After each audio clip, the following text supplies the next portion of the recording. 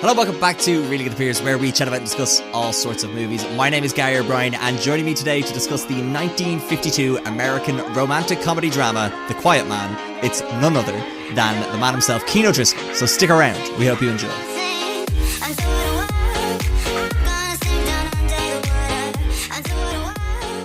Should we put on our accents for this? I was going to be like, Dia Gwit, Cian. Conas tútá, Gary. Ah, sha, gahintuk. Agus tú féin. Neil, an bhfuil ceargam dulgadí an letters. Sha. Ítuk. Or as most teachers would say, I don't know, can you? I don't know, can you? Yes.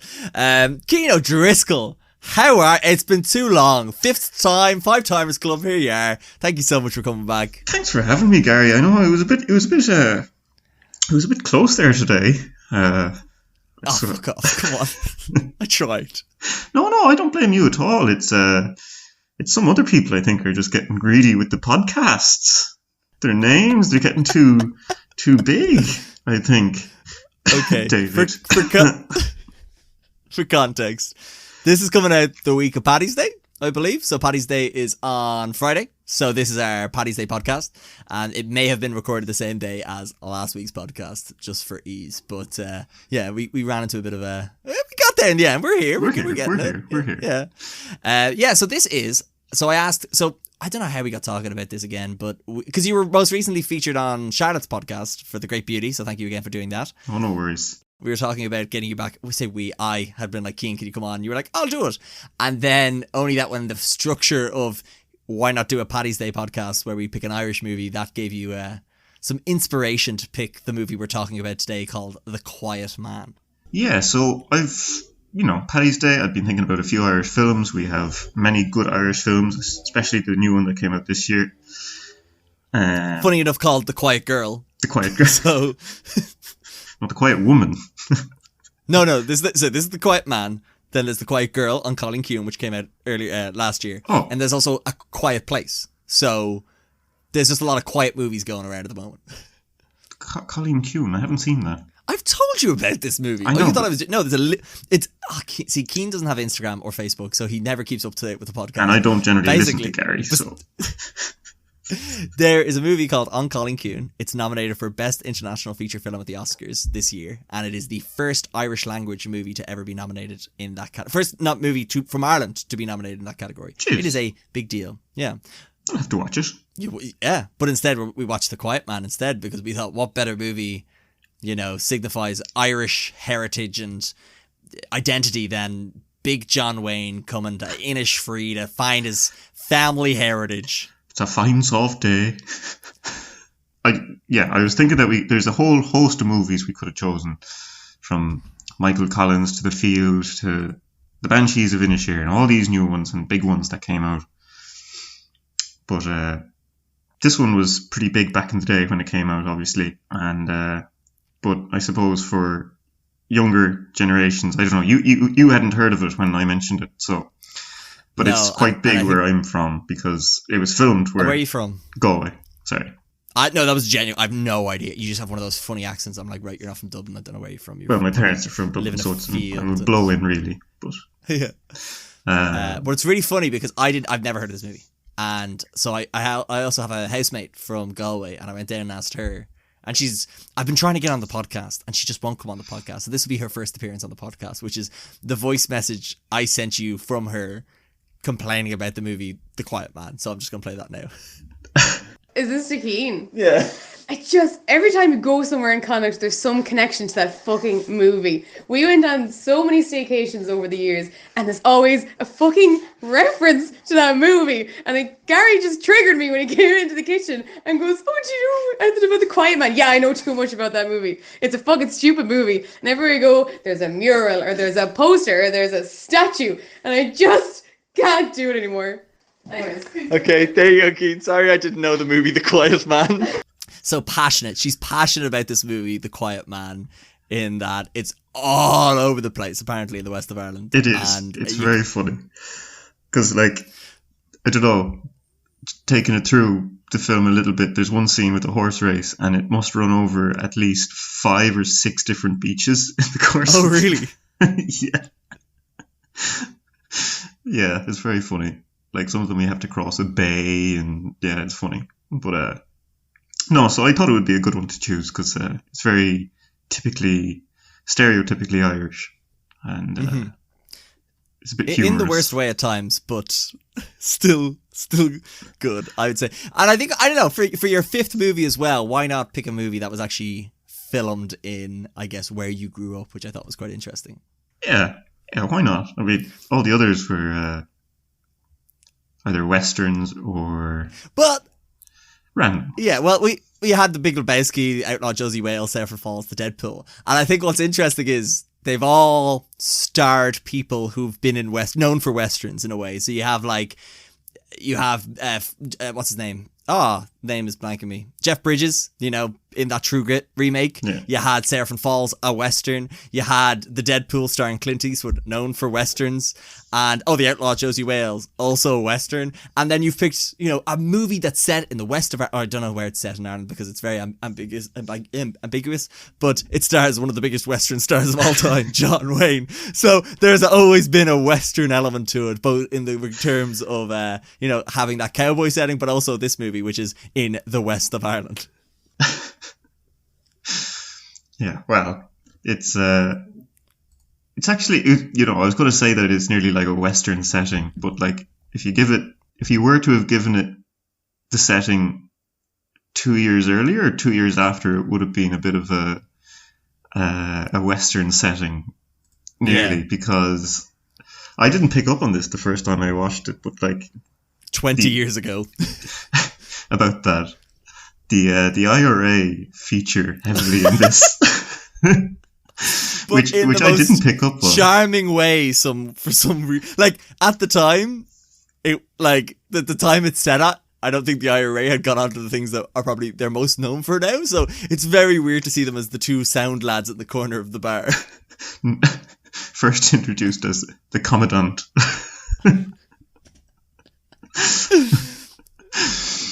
No, but so it's a good setting. It's 1921, I think, or 1922. So it's a good setting anyway.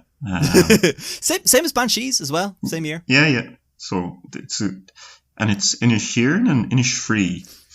So I've looked into this because I was getting infuriated because so for anyone who doesn't know the story of The Quiet Man, and I imagine that is a lot of people because Cian picks movies that no one has ever heard of. So this movie is all about a guy called That's Sean not true. Thornton. Most American tourists that come to Ireland come for this movie. I have a whole bit about that later on, and I might get into it early, we'll see, but just remind me, I have a big point to make on that.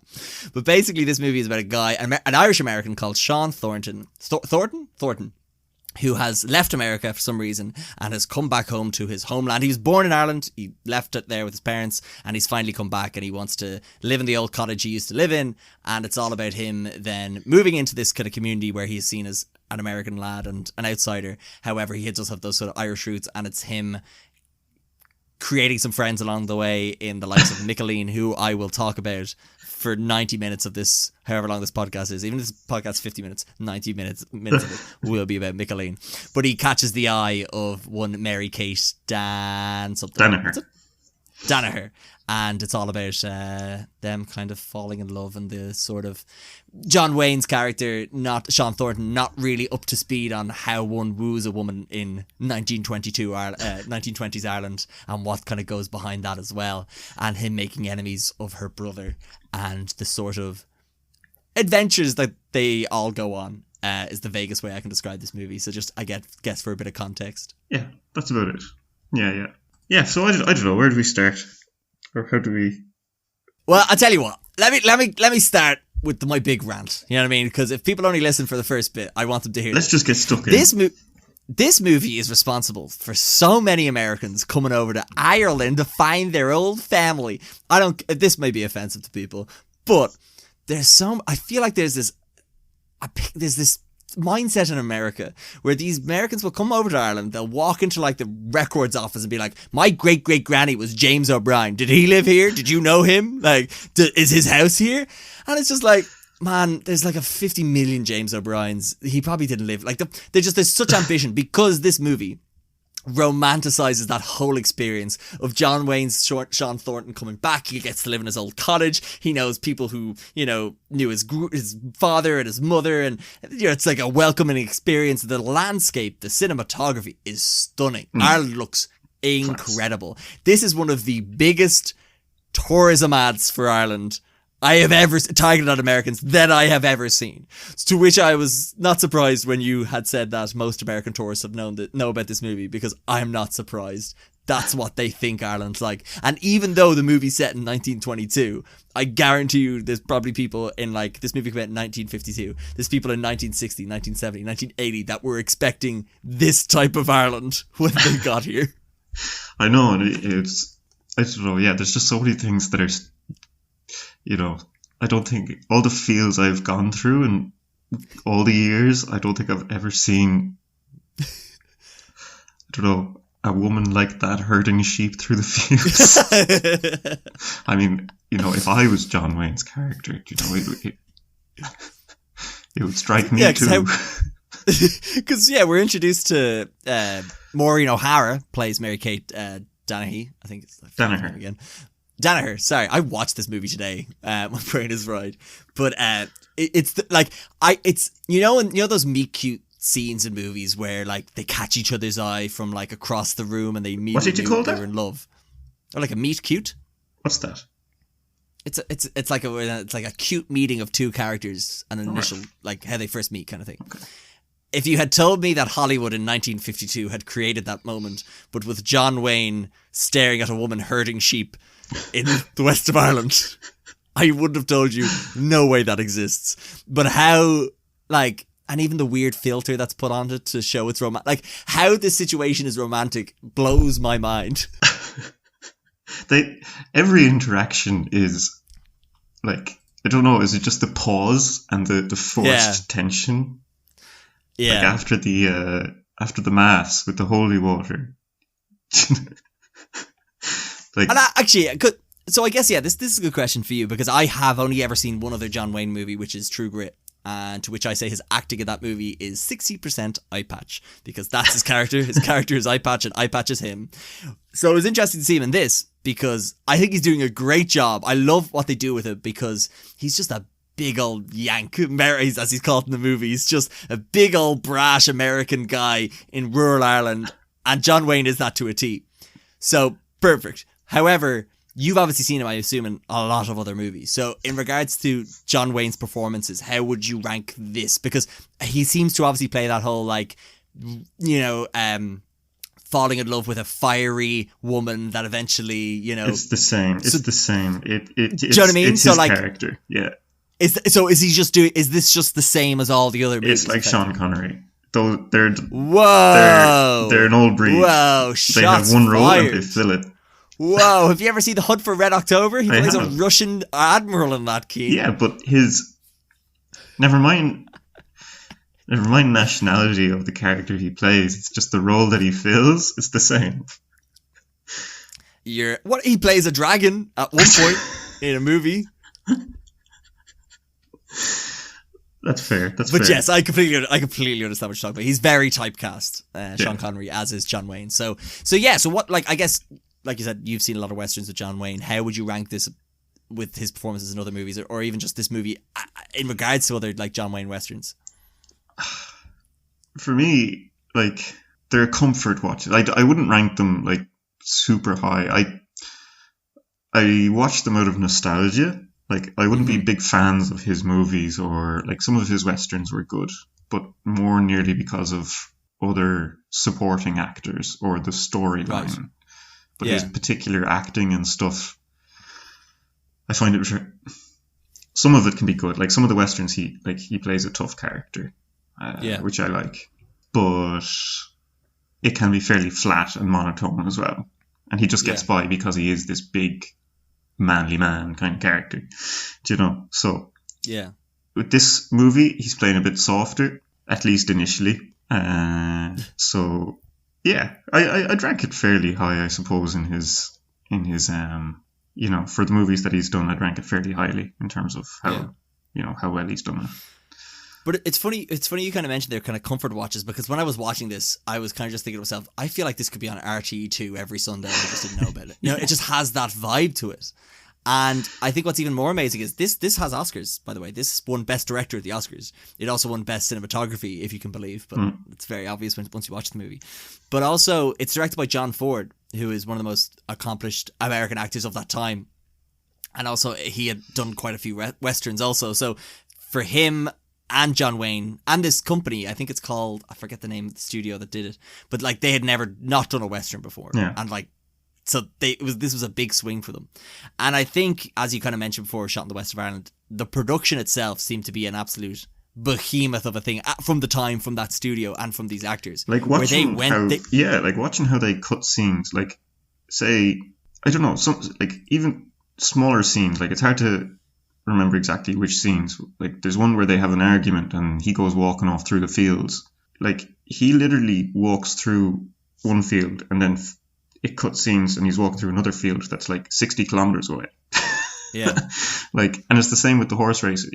Like the horse race happens on at least 6 or 7 different beaches. Do you know? Like it's cool. Like it's just seeing how much work kind of must have gone into it, lugging equipment around all over the place for specific scenes. But they obviously had a clear idea of what they wanted. Do you know? Yeah. But it's gas, because it's so refreshing, I think, for myself, having seen to watch this the same year roughly that Banshees came out, where it kind of nearly feels like the same like love and attention to the country in a way that like there's such appreciation of what the landscape is, to make sure that's highlighted in the best way possible. And there's like some great locations in both movies. But I think what this movie also does fantastically as well is utilize Irish talent, because there are some incredible supporting actors. Like obviously got Maureen O'Hara, who's like well-known actress from back in the day. Same with John Wayne. But there's some, but like, and I describe them, and I don't know if it's insulting to them, but like, there's just so many Father Ted-esque characters in this movie. Like, we're gonna save Micheline again until a bit later on. Micheline Hour. Micheline Hour, I love that. But like, between the priest, the reverend, the old widow, there's a colourful cast of characters, and they, like you say, they bounce so well off of John Wayne, because he's playing this like fairly monotone big American guy, and they're just allowed to be as colourful as the landscape around them, which I just really, really enjoyed. Yeah, no, like some of the characters, like I think what was his name? Will Danaher. He's the priest? No, Will Danaher. That's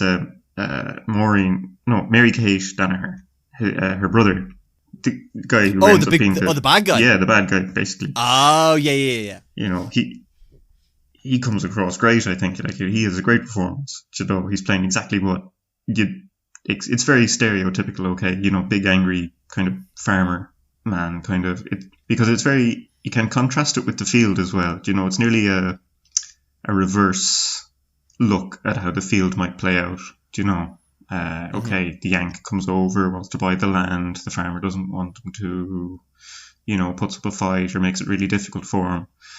You know, so it kind of gives this stereotype to, you know, Irish farmers being a bit, you know, stubborn about the land. It always comes back to the land, essentially.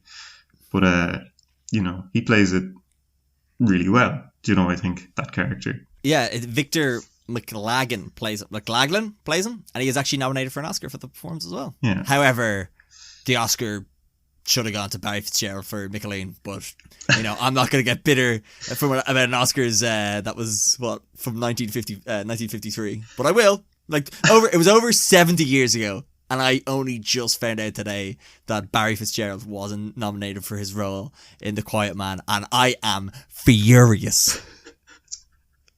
But that's the thing I love about it as well, because it's, you know, it is so stereotypical of like certain, you know, Irish stories, because his character is really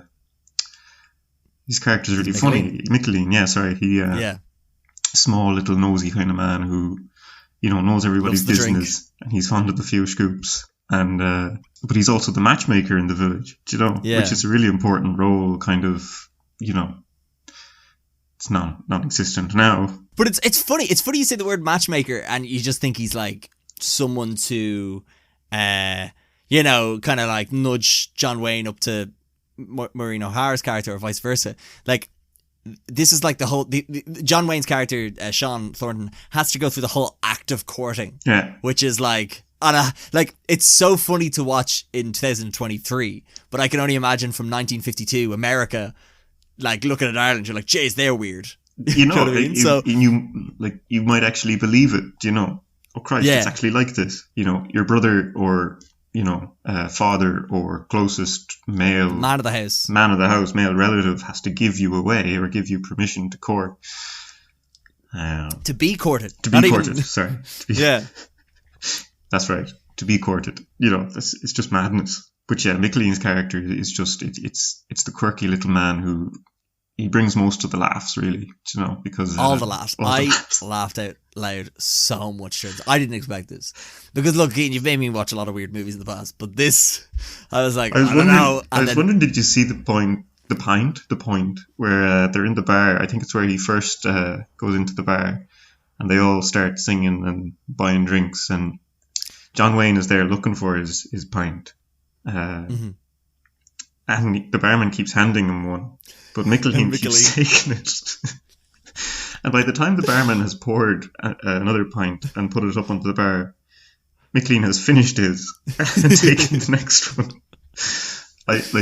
There's no even dialogue. It's just loud music and like a raucous scene in a pub. So you might miss it, like, but there's just funny little bits like that you know, that I picked up on. That was kind of funny. And also just reminding you, just singing and whatnot. I thought the music in this was great as well. I had a really they have a song they sing about Sean, but also the score, the musical score to which Michelin sings at one point and then it like kicks in properly for another scene. Yeah. That was really, really good. And again, like, I don't know. I guess for me, I was expecting the worst case scenario for this, a big American production coming to Ireland to to do a period piece where I thought they were kind of going to take the piss. But like I said, there's so much reverence and appreciation and love for Ireland as a whole in the movie that I think also for the music is just so, it's not diddly-eye, diddly-o kind of thing. No, but it's actually... it's not. Like, it is and it's not. But the only reason I would say that it is because of the movie. Do you know, like, these songs they're Irish traditional songs that are overplayed now because of movies like this. But at the time this movie came out, it wouldn't have been, really. Do you know? That's a good point, yeah. So, you know, now because of The Quiet Man or other Irish films, these tunes are played all over Ireland in all the bars for American tourists. But at the time, it wouldn't have been. So, like, it's a perfect, you know, well, maybe, I don't know, I can't say if it would have been or wouldn't have been, but... If you were alive in 1952, it wouldn't surprise me. You know, you have that sort of eternal nature about you that I feel like you're... settled. You know, I feel like you're in your, you know, mid to late 20s, but at the same time, you easily could be 80 and just doing a real good job of keeping that to yourself. The secret is the whiskey. Ishkabaha. And there's a bit of Irish in this movie as well. Just a bit of Oscailga. Yeah, love that. It was. I had to say, I had to Google it. Oh, yeah. Oh, I had no clue. I was like, where are these subtitles? I don't know what they are saying. But I was happy they were doing it. No, that was a great scene, actually. That was... no, that wasn't when he was catching the fish. Yeah, it was when he was catching the fish. It is when he's catching the that fish, was a great scene. The priest. He was a great character as well, actually. Great. Oh, but that's what, all the side characters are great. Father And like Lonergan. this scene, like the priest is just trying to catch this fucking trout that he's been trying to catch for 10 years, but it just so happens to come at the same point where Maureen O'Hara's character is trying to ask for some advice, and he's trying to be nice and priestly, but at the same time he's trying to catch this fucking fish he's been waiting 10 years to catch. And it's just it's that's what I mean, the humor in it. That's what I wasn't expecting from the movie. I was expecting, you know, the romance element of it to sort of supersede a lot of it. And that's why in the intro I even mentioned it's a romance comedy drama, because there's great comedy in it. And my God, we'll talk about the end scene, or the end battle, if you will, towards the latter half of this podcast. But the comedy was fantastic. But I think for me, what doesn't age well from the movie made 70 years ago is the romance quote unquote romance in the movie. No, it's the romance does not. It's very one-sided, I'd say. Why? Because when he takes over his new cottage and she's been in there cleaning it and hiding from him, and then she runs out and then he grabs her, turns around and kisses her without her consent or anything or any sort of prompt, and then she runs off crying. That's one-sided to you? That romance? No, to be fair, in that scene, there's the whole viewpoint of breaking and entering, but no. You're right. You're dead right. It is. It's very dated. But like it is, and I don't. So I'm torn on it. I think there's a scene at the end we'll talk about that is bonkers in terms of just. Yeah, I don't know why she's with him after that scene. But I kind of understand. What's interesting about the romance in this is John Wayne's coming from an era of like, you grab the girl, you kiss her, and she's your wife, and that's how you do it, kind of thing like that. You show her your man, you show her your intent. But what's kind of funny, when I saw that initially of him grabbing her, kissing her, I was like, ew. Kind of just like, I was just like, what's going on here? But then what's kind of funny is the culture, the Ireland and the procedures make him slow that down all the way. Micheline has to, Sean Thornton has to ask Micheline to ask her to begin courting. Then they have to get the permission from the brother. Then their first date is on like a jaunting horse where they have to sit on opposite sides and they're not allowed to talk to, like, and then they always have to be super, like, I just love that, like, poor, what you call it, Sean Thornton's just trying to get his rocks off, and then they're like, no, you need to do this, and then if that goes well, then you're allowed to talk to each other in private. There's the month of thrashing parties. Month of thrashing, yes. And for any of our listeners who don't know what a month of thrashing, Cian, is, do you care to enlighten them? No. Okay. You have to go and Google it. No, and there was a month of something else. There was a month of thrashing parties, and there was a month of what else was there? Walking outside. A month of walking outside, and another month of something else. Walking out together or thrashing parties. Yeah. So no, like for me, like, it is a bit dated. I was also thinking the same thing as you, though. Like that it was the culture, and like also her character. A little bit is from the very beginning is expressed as being extremely hot-headed and wild and like with a ferocious temper, and like you see that straight away when she's in the kitchen with the farm hands and Will, her brother, like, she's just as violent as he is, Yeah. Like, he goes, he might go at her with the stick when she picks up the pot ready to throw it at him. Like, she's not afraid of a fight or to back down. So, in terms of John Wayne's character, Shawneen,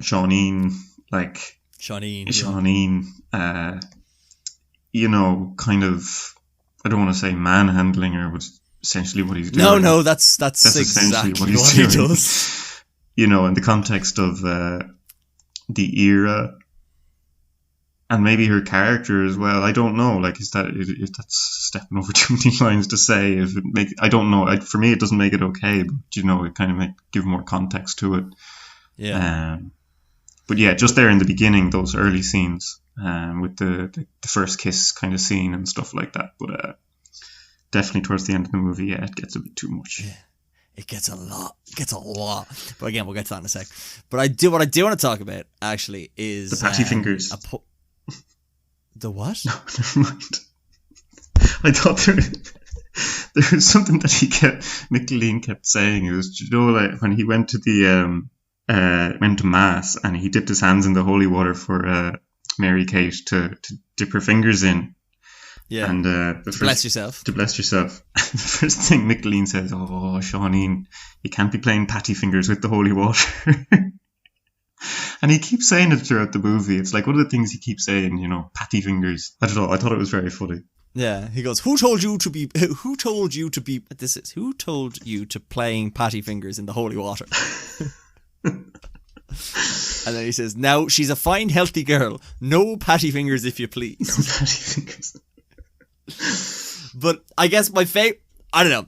what I got stressed out most about this movie is, so what happens is, in marriages back in the day, there had to be a dowry, which meant the husband effectively had to get paid by the man of the house to take the wife off his hands, effectively. Isn't that it? Yeah.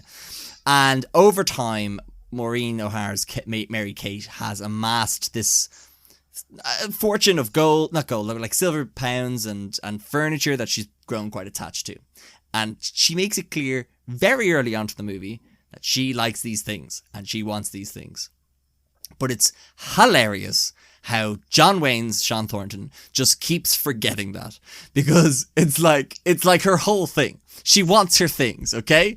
And then every time she's like, she has things. She wants the things. And then he's like, come on, we're getting out of here. And then she's like, my things. And he's like, you don't need no things. Don't worry about it. As if like he sees them as a burden upon her, whereas she has stated many times, I want my things. Yeah. And then the whole movie, the whole conflict of them is she is like, go get my things. And he's like, don't worry, you don't need any things. And it's just such an easy, and this is why she goes to the priest, because again, he just doesn't get the things. And they eventually get married through some fantastic conspiracy work through the locals, which fantastic, like again, very, very good.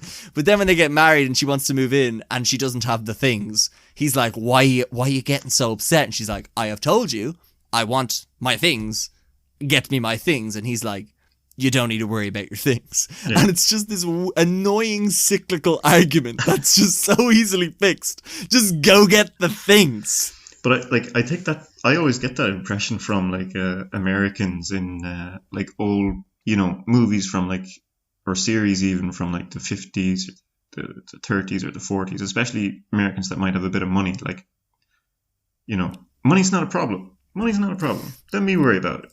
I'll buy the things. Yeah. But like, there's no emotional attachment to things that can be bought. Exactly. And like Mary Kate has this emotional attachment because they all came, like all her stuff came from her parents, her mother's mother, her mother's mother's mother, kind of stuff. Yeah. It's the same kind of thing with the land. It's the Irish heritage. It's the Irish, we're proud of what we have and where it came from kind of thing. Yeah. And I will say, from just an Irish representation point of view, I didn't love the scene where she's on her hands and knees trying to get all the gold coins. And she's like, my fortune. And it's just like, this isn't doing an Irish people any good, having an Irish woman basically, me looking coins. No, you gotta. I was like, this is not great. But again, in the context, it's the emotional attachment she has to this wealth, not the financial. But it just doesn't help. It doesn't help Irish people at all. Because that's the thing. That's the kind that's in relation to the money. Like Sean's character, like you don't really know. Like he obviously has a lot of money. You don't know where it came from. Maybe until towards the end of the movie, you kind of start to learn more about his backstory, or about why he left America. You kind of start to see that he's got money. Money's not obviously not an issue for him because he just came over. Yeah. He spent £1,000, which was a lot of money back in the day, for this cottage. He's not afraid to flash it around either. For him, maybe it wasn't an issue. Maybe he was just like, forget the stuff. We don't need it. Money just brings arguments and fighting. So I love the scene where because the first night in the house, they have another argument, but I think it's about her stuff as well because it was just she wants her things. That's it. Yeah, it's the whole conflict between the two of them. He's like, there'll be no. I can't remember what he says. There'll be no locks or doors in our relationship except for the ones that you keep in your heart, or something like that.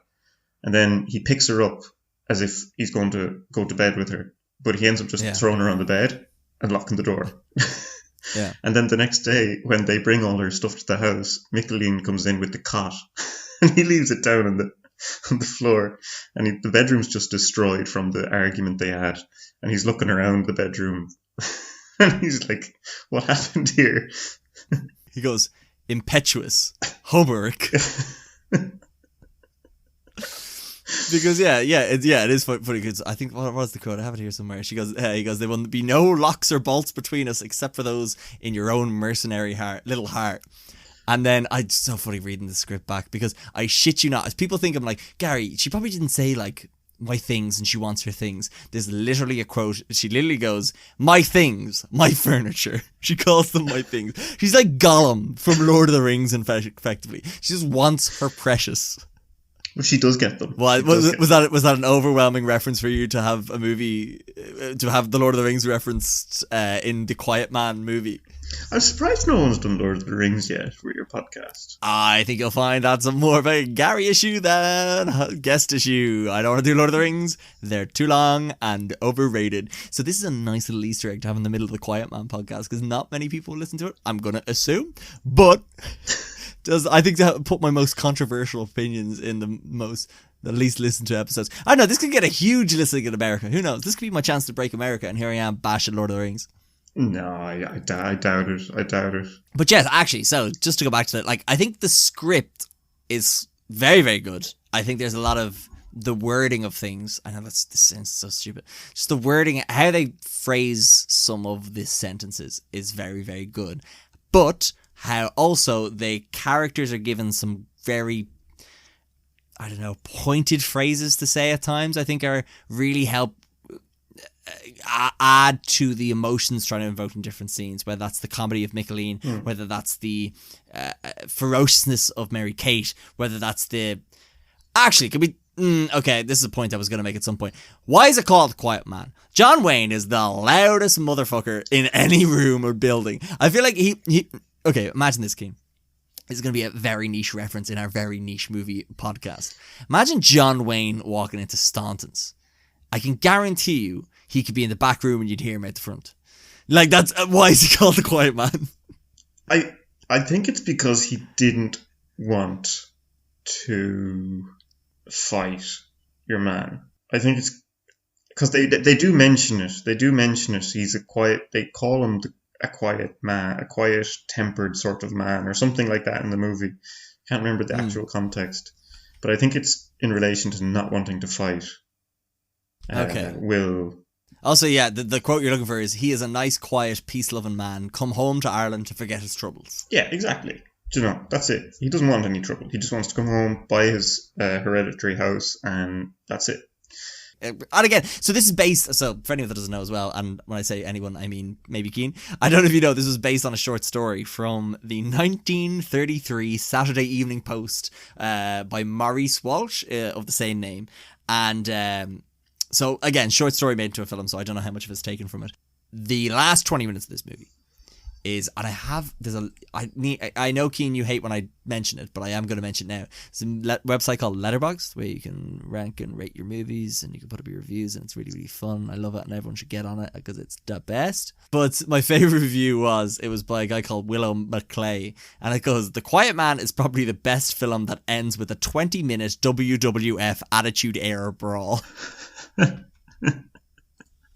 Because it is a brawl, it is a fight between these two lads that covers all the major locations in this movie. It's like, it goes from the bar to the fields to like the cottage. It goes through everything, and it's like, it's just this moving mob of a fight. And it's only really Sean and Will fighting, but there's just like a herd of people around them. Yeah. But what's fantastic, and I'm not going to mention it again, but Micheline himself taking all the bets, and how the priests are in on it as well, and it's even the guys who are like loyal to 1,000 people coming over from the other village. 1,000 people, and it's like even one of the guys who is loyal to Will is like betting against them. Yeah, and it's just to see this cartoonish. It's so weird. It's such a complete 180 after we saw this, like you say, this manhandling this woman back to her cottage, and then being like, geez, wouldn't it be funny if these lads fought like all around the town, and they even take a little break in the pub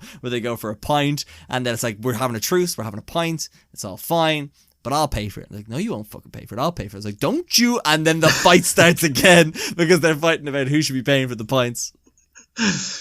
Magical. There's one thing in the... Like, there's a character who's the centre of the Englishman. I'm assuming he's an Englishman. I shouldn't be doing that. The person who's sitting in the bar, the camera focuses on him quite a few times, but he doesn't have anything to say. There's no dialogue.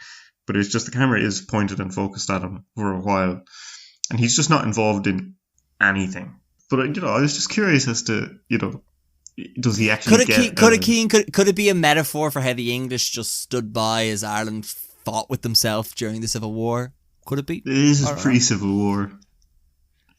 No, but could it be a metaphor of what was to come? Oh, maybe. I don't know. I didn't even notice it, so can't talk. Never mind. Anyway, but yeah, they do. They keep fighting and fighting out of the bar again, and then up the road and down the road and all around the road, and eventually it cuts to I can't remember what the next scene is, but I can't believe you don't remember this. It's basically Mary Kate. Yeah, in the house. There's nothing in the house, that. And the two lads are now clearly friends because they've befriended each other through combat. And then she's like, "Oh my God, let me get the supper on for you." And then he's like, "Faster, faster." And she goes, "Right away." And it's just like she becomes so subservient. Whereas the whole movie we've seen her is so fiery. And it's crazy that this woman who was so independent and didn't really need a man, all of a sudden that once she found one that would fight for him, she all of a sudden was like 100% committed and kind of lost her identity. And I was like, what is the point of this movie? It's so weird. I don't get it. I think that's the real cliched part. That's the lazy writing of we need a happy ending where John Wayne can be the biggest, manliest man, and he gets the woman, he domesticates the fiery redhead. Yeah, exactly. That this last 20 minutes is probably the bit that I have the most issue with in the movie. Yeah, but it's the most Hollywood. It's in terms of the fight, in terms of the ending of their love story.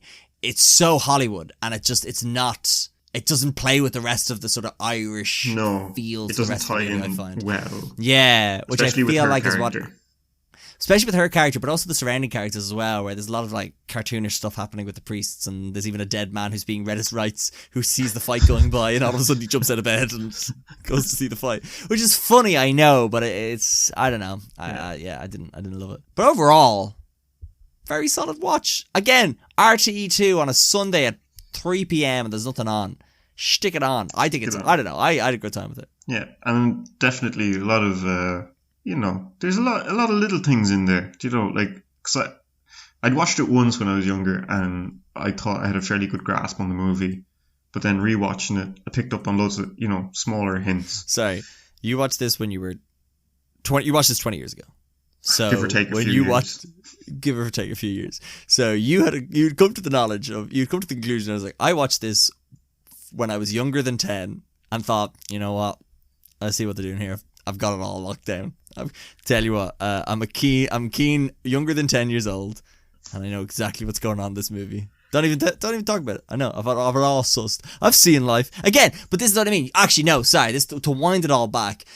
Like you said before, I think you're 87 years old. So 20 years ago, you'd only be 67. So that would make sense why you thought you had it all figured out. The only bit, as I was watching it, I was like, I remember this, I remember this, I remember this, I remember this. Because I do remember it, because most of it was filmed around the area. So as kids, when we were watching it, we used to love pointing at the places and saying where they were. A lot of the alcohol stuff went over our heads at that point. But also, I wouldn't be surprised if they were, if you'd watched this when it was airing on TV, I wouldn't be surprised if the Irish censor board had cut out a lot of stuff. Maybe even. But the one thing, it was just the IRA bits that really caught me by surprise. I shouldn't laugh. Because they do give a serious threat to Will Danaher at the end as well, which is, and especially one of the guys, I think he's the commandant, he's such a smiley character, but it's like a slithery smile. Yeah. So he gives a really serious kind of threat while smiling, and it's just, that's what those guys are all about. Look like the flower, but be the serpent underneath. Exactly. Oh, Gary. It's not often I get to quote Shakespeare, but I'll do it when I can. But yeah. That's the Quiet Man. That's man. Quiet Man.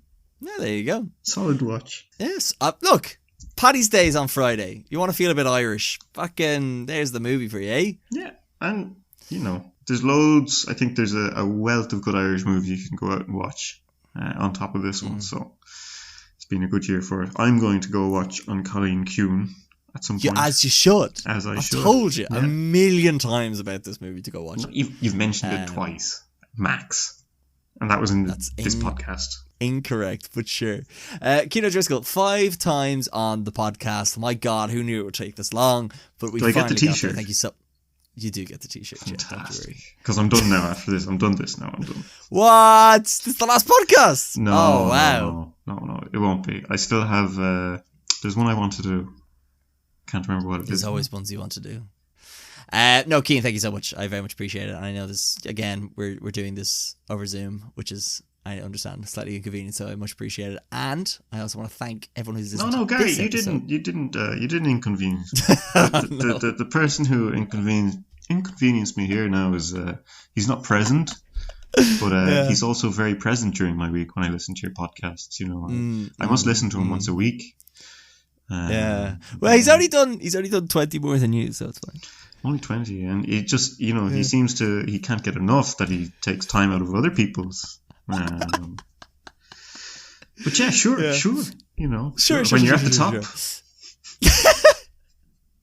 Okay, I'm going to stop this before you slander him anymore. No, Cian, seriously, thank you so much. And I want to thank anyone who's listened to this and all the other ones. If you want to keep up to date with the podcast, you can follow at Reeling in the Peers on Instagram. That's where most of the stuff goes. And if you want to listen to the podcast, you can listen on Spotify, Apple, YouTube as well, wherever you listen to podcasts. You can also follow at Reeling in the Peers on TikTok as well. We're there. Subscribe, like I said, subscribe on Apple Podcasts, follow on Spotify. Give me those 5 stars because I want them. Also, you can follow us on the Letterboxd as well. All the links to this are in the description. And finally, Cian O'Driscoll, thank you so much. I very much appreciate it. No worries at all. No worries. Thanks for having me. And shout out to John as well. John's there. Shout out. There we go. Shout out to John. And Micheline. We have to Micheline. say hello to Micheline. Yeah. And we leave it there. Thanks for having me. And talk to you again.